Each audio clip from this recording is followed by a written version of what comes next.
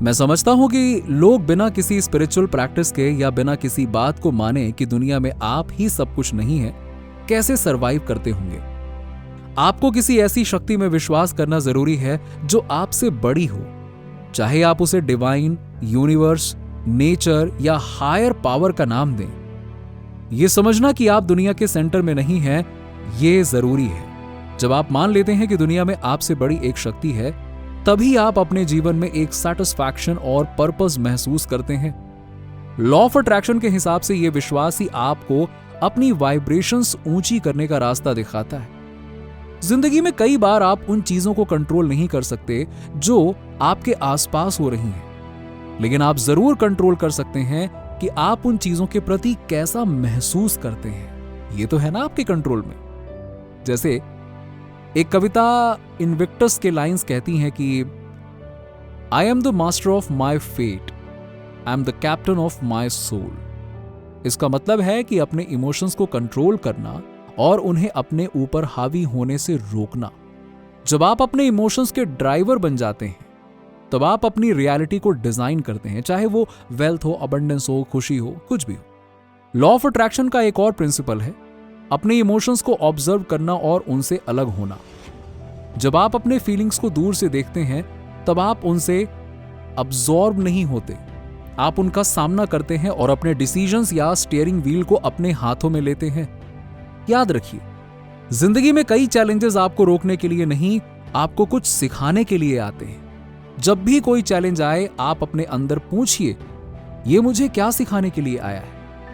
जब आप इस लेसन को समझने लगते हैं, आपका पर्सपेक्टिव शिफ्ट होने लगता है और आप वेल्थ और अबंडेंस को अट्रैक्ट करने लगते हैं। आपका इंटेंशन आपके जीवन का डायरेक्शन डिसाइड करता है। लॉ ऑफ अट्रैक्शन ये कहता है कि आप जो चाहते हैं वो आपके थॉट्स और वाइब्रेशंस के थ्रू मैनिफेस्ट होता है। इसीलिए अपने लाइफ का मकसद क्लियर करिए।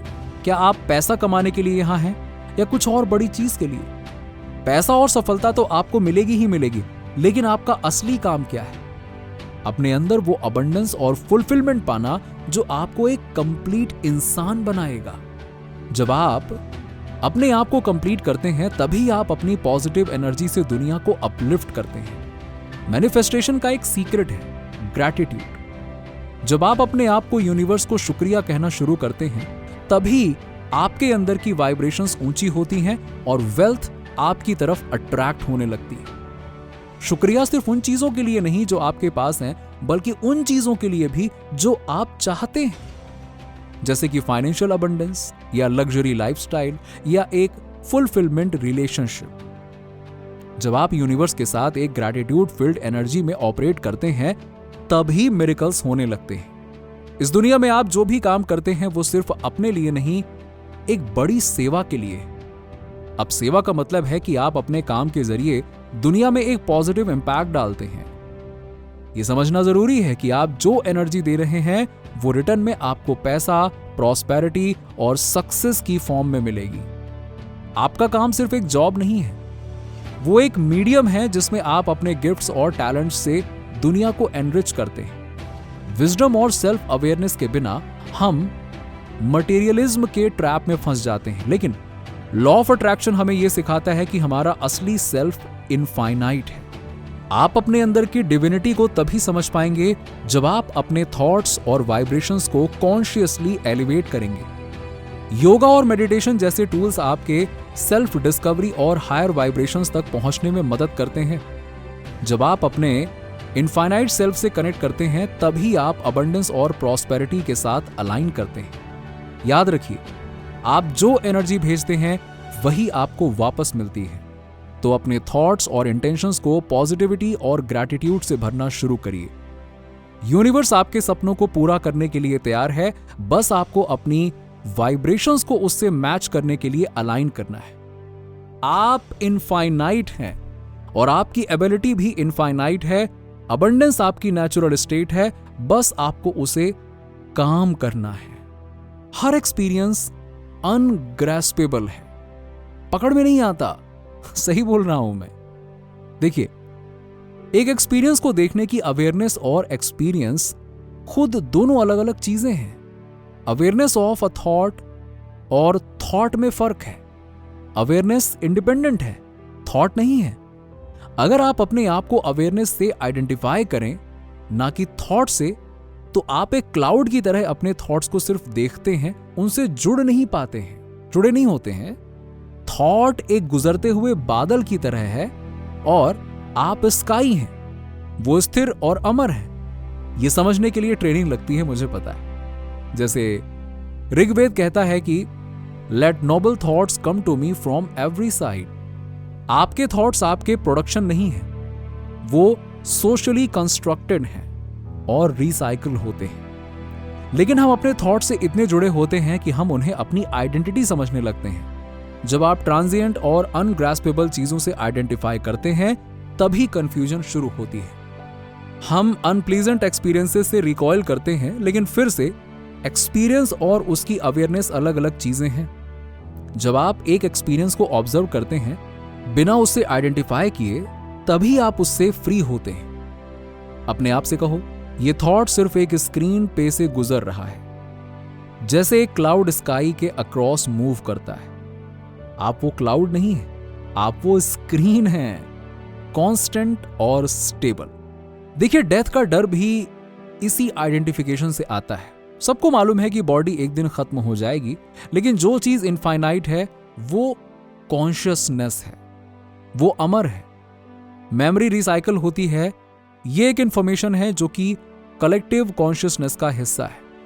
आपका बॉडी माइंड एक प्रोसेस है जो कॉन्शियसनेस में हो रहा है। टाइम सिर्फ तब शुरू होता है जब सब्जेक्ट ऑब्जेक्ट का स्प्लिट होता है, और ये स्प्लिट एक इल्यूजन है। स्ट्रेस तब होता है जब हम किसी मोमेंट को रेजिस्ट करते हैं, लेकिन अगर हम मोमेंट को एम्ब्रेस करें तो बिना उसे रिजेक्ट किए, तो स्ट्रेस डिसॉल्व हो जाता है। स्ट्रेस को देखिए एक अपॉर्चुनिटी की तरह, एक सिग्नल की तरह जो आपको अपने अंदर की पावर और अवेयरनेस को पैदा करने का मौका देता है। लॉ ऑफ अट्रैक्शन के प्रिंसिपल्स ये कहते हैं कि आप जो अवेयरनेस अपने अंदर देखते हैं, रखते हैं, वही आपकी रियलिटी बन जाती है। जब आप अवेयरनेस और एक्सपीरियंस के बीच एक स्पेस क्रिएट करते हैं, तभी आप एक्सटर्नल सर्कमस्टेंसेस से आजाद हो जाते हैं और अपनी वाइब्रेशंस को हाई कर सकते हैं। यही योगा के 8 लिम्स का मकसद है, सेल्फ रियलाइजेशन और ट्रांसेंडेंस तक पहुंचना। आपका असली सेल्फ इनफाइनाइट, स्पेसलेस और टाइमलेस है। आप एक अवतार नहीं हैं, आप एक यूनिवर्सल बीइंग हैं जो क्रिएटिविटी और अबंडेंस का सोर्स है।